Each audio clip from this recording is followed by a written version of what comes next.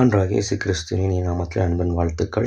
இந்த நாளின் தியானத்துக்கு தெரிந்து கொள்ளப்பட்ட வேத பகுதி லூக்கா எழுதின சுவிசேஷம் 18ஆம் அதிகாரம் 7வது வசனம். அந்தப்படி தேவன் தம்மை நோக்கி இரவும் பகலும் கூப்பிடுவர்களாகிய தம்மால் தெரிந்து கொள்ளப்பட்டவர்களின் விஷயத்தில் நீடிய பொறுமையுள்ளவராயிருந்து அவர்களுக்கு நியாயம் செய்யாமல் இருப்பாரோ, சீக்கிரத்திலே அவர்களுக்கு நியாயம் செய்வார் என்று உங்களுக்கு சொல்லுகிறேன். ஆம், எனக்கு அன்பான தேவனுடைய பிள்ளைகளே, இந்த லூக்கா 18ஆம் அதிகாரம் 1-7-8 வசனங்கள் வரைக்கும் வாசித்து பார்ப்பீர்கள் என்று சொன்னால், சோர்ந்து போகாமல் எப்பொழுது ஜெபம் பண்ண வேண்டும் என்கிற ஒரு உவமையை குறித்து கர்த்தர் இங்கே சொல்லியிருக்கிறது நாம் அறிந்திருக்கிறோம். ஒரு கிராமத்தில் ஒரு நியாயாதிபதி இருக்கிறான். அந்த கிராமத்தில் வசிக்கிற ஒரு ஏழை விதவை இருக்கிறாங்க. அந்த ஏழை விதவைக்கு ஒரு காரியத்தில் நீதி வேண்டும், நியாயம் வேண்டும். ஆனால் இந்த நியாயாதிபதி எப்படிப்பட்ட நியாயாதிபதி என்று சொன்னால், அவனை மனுஷனையும் மதிக்க மாட்டான், தேவனுக்கு பயப்படுற பயமும் காணப்படலை. இப்படிப்பட்ட மனிதனாக இருந்தாலும் இந்த ஏழை விதவை 5வது வசனம் சொல்லுகிறது, இந்த விதவை என்னை எப்பொழுதும் தொந்தரவு செய்கிறபடியினால் இவள் அடிக்கடி வந்து என்னை அலட்டாதபடிக்கு இவளுக்கு நியாயம் செய்ய வேண்டும் என்று தனக்குள்ளே சொல்லிக்கொண்டான். எனக்கு அன்பான தேவனுடைய பிள்ளைகளே, நீங்களும் தேவ சமூகத்தில் போய் எப்பொழுதும் ஆண்டவரை நோக்கி கூப்பிடுறவர்களாய் காணப்பட வேண்டும். எப்பொழுதும் அடிக்கடி ஆண்டவரை தொந்தரவு செய்கிற பிள்ளைகளாய் காணப்பட வேண்டும். இந்த ஏழை விதவை செய்கிற காரியம் பாருங்கள், அவன் மனுஷரை மதிக்காதவன் தான், கர்த்தருக்கு பயப்படுற பயம் இல்லாததான். ஆனாலும் இந்த ஏழை விதவை அடிக்கடி போய் தொந்தரவு செய்கிறது நிமித்தமாக அவர்களுக்கு நியாயம் செய்ய வேண்டும் என்று அவனே யோசிக்கும் போது, உயிருள்ள தேவன், நீதியுள்ள தேவன் நிச்சயமாய் தம்மை நோக்கி இரவும் பகலும் கூப்பிடுகிற விஷயத்தில் நிச்சயமாய் உங்களுக்கு நீதி செய்வதற்கு என் தேவன் வல்லமையுள்ளவராக இருக்கிறார். ஆனால் கர்த்தர் எனக்கு நீதி செய்ய வேண்டும் என்று சொன்னால், முதல் வசனம் சொல்லு, சோர்ந்து போகாமல் எப்பொழுதும் ஜெபிக்க வேண்டும். சோர்ந்து போகாமல் தேவனை நோக்கி கூப்பிட்டு கொண்டே இருக்க வேண்டும்.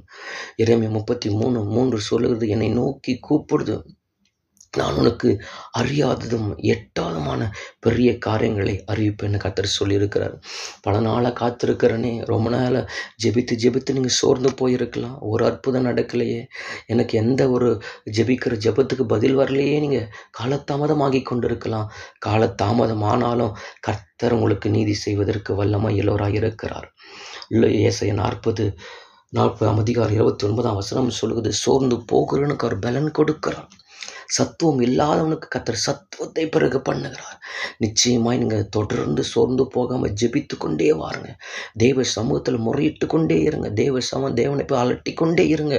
எப்பொழுது ஜெபம் பண்ணி கொண்டே இருங்க. ஒரு காரியத்தில் நீதி வேணும் என்று தொடர்ந்து போராடி ஜெபித்து கொண்டே இருங்க. யாக்கோபு பார்க்கிறோம், ராம் முழுவதும் போராடினானா. நீங்கள் சோர்ந்து போகாமல் நீங்கள் தொடர்ந்து ஜெபித்து கொண்டே வந்து பாருங்க. ஒரு நாள் கர்த்தர் உங்களுக்கு நீதி செய்வதற்கு வல்லமையுள்ளவராக இருக்கிறார். எனக்கு அன்பான தேவனுடைய பிள்ளைகளே, ஒரு நாளும் நீங்கள் ஜெபித்து சோர்ந்து போகாதீங்க. நீங்கள் சோர்ந்து போகாமல் தொடர்ந்து ஜெபித்து கொள்ள வாருங்க.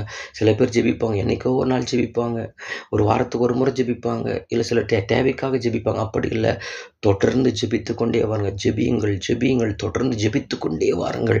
அதி சீக்கிரத்தில் கர்த்தர் உங்களுக்கு நீதி செய்வதற்கு வல்லமையுள்ள தேவனாய் இருக்கிறார். சோர்ந்து போகாமல் ஜெபம் பண்ணி கொண்டே இருங்க. நிச்சயமாய் கர்த்தர் ஏழை விதவிக்கு நீதி செய்தது போல நிச்சயம் அதை கேட்டுக்கொண்டு இருக்க எனக்கு அன்பான தேவனுடைய பிள்ளைகளே, உங்கள் ஜெபத்தை கேட்டு கர்த்தர் சீக்கிரத்தில் உங்களுக்கு நியாயம் செய்வார். இந்த வார்த்தைகளை கொண்டு நம்மை இந்த நாள் முழுவதும் நடத்துவாராக. ஜெபிக்கலாமா? எங்களை அதிகமாக நேசிக்கிறீங்கள் அன்பின் பரலோக தகப்பனே, ஆசீர்வதிக்கப்பட்ட இந்த காலை வேளைக்காக நன்றியோடு உம்மை துதிக்கிறோம். அப்பா பிதாவே, இயேசுவின் நாமத்தில் மன்னே வருகிறோம். தகப்பனே, இந்த ஏழை விதவை அப்பா உம்மை நோக்கி கூப்பிட்டு கர்த்தாவே அது நீதி கிடைத்தது போல தகப்பனே, நாங்களும் இரவும் பகலும் உம்மை நோக்கி கூப்பிட்டு கொண்டு இருக்கிறோம். இதை கேட்டுக்கொண்டு இருக்கிற ஒவ்வொரு பிள்ளைகளுக்கு கர்த்தர் நீங்கள் சீக்கிரத்தில் நியாயம் செய்து தம்முடைய நாமத்தை நீங்கள் மகிமைப்படுத்தும்படியாக நாங்கள் செபிக்கிறோம். ஆண்டவரே, யாரெல்லாம் சோர்ந்து போயிருக்கிறாங்க கர்த்தர் நீங்கள் பலப்படுத்துங்கப்பா. கண்ணீரோடு கஷ்டத்தோடு போராட்டத்தோடு எனக்கு நீதி கிடைக்கலையே, நியாயம் கிடைக்கலையேன்னு கண்ணீரோடு கதறிக்கொண்டிருக்கிற பிள்ளைகளுக்கு கர்த்தர் சீக்கிரத்தில் அவர்கள் நியாயம் செய்து உடைய நாமத்தை நீங்கள் மகிமைப்படுத்த போகிறதுக்காக ஸ்தோத்திரம். யாரெல்லாம் சோர்ந்து போயிருக்காங்களே, பலப்படுத்துங்க, ஆசீர்வதிங்க, உன் நாமத்துக்கு மகிமை வர பண்ணுங்க. மீட்பர் இயேசு நாமத்தில் ஜெபிக்கிற நல்ல பிதாவே, ஆமென்.